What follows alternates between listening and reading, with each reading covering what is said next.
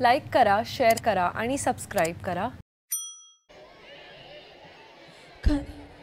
खरा तो एकची धर्म जगाला प्रेम अर्पावे, खरा तो एकची धर्म जगाला प्रेम अर्पावे। जगी जे हीन अतिपतित, जगी जे दीन पददलित, तया जाऊन उठवावे, जगाला प्रेम अर्पावे, जगाला प्रेम अर्पावे। नमस्कार मित्रांनो, मी नेहा रेखा मोरेश्वर धोबे, वर्ग 8वी ची विद्यार्थिनी। आज तुमच्या समोर विषय मांडत आहे जाती धर्म पलीकडला भारत।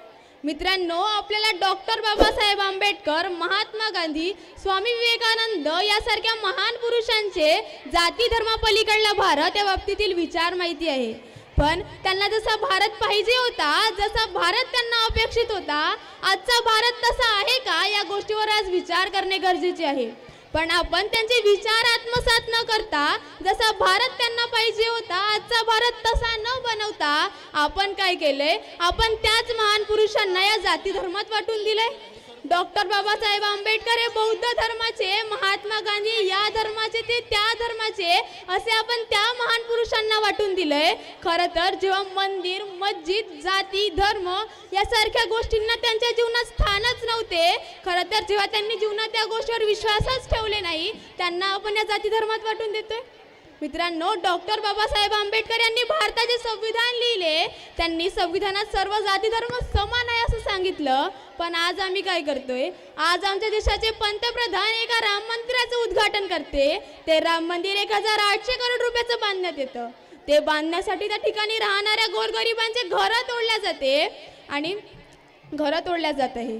मित्रांनो, ज्या 1800 करोड रुपयाचं त्यांनी ते राम मंदिर बांधलं, त्याच पैशाच्या शाळा, अनाथालय, वृद्ध आश्रम जर बांधण्यात आले असते तर आज कित्येक लोकांना आश्रय मिळाला असता, कित्येक मुलांचं भविष्य उज्ज्वल झालं असतं। पण आज ते न बांधता राम मंदिर बांधण्यात आलं। आणि इथे मग असा प्रश्न उभा होतो की जेवढ्या उत्साहाने आणि जेवढ्या थाटामाटात त्यांनी त्या राम मंदिराचं उद्घाटन केलं, तेवढ्याच उत्साहाने आणि तेवढ्याच थाटामाटात एखाद्या युनिव्हर्सिटी, एखाद्या मेडिकल कॉलेजचं उद्घाटन करतील का? मित्रांनो, आज हिंदूंना वाटतं ते श्रेष्ठ, बौद्धांना वाटतं ते श्रेष्ठ, मुस्लिमांना वाटतं ते श्रेष्ठ, ख्रिश्चनांनाही वाटतं ते श्रेष्ठ, आणि असंच प्रत्येक धर्मीयांना वाटतं आमचाच धर्म सर्वश्रेष्ठ।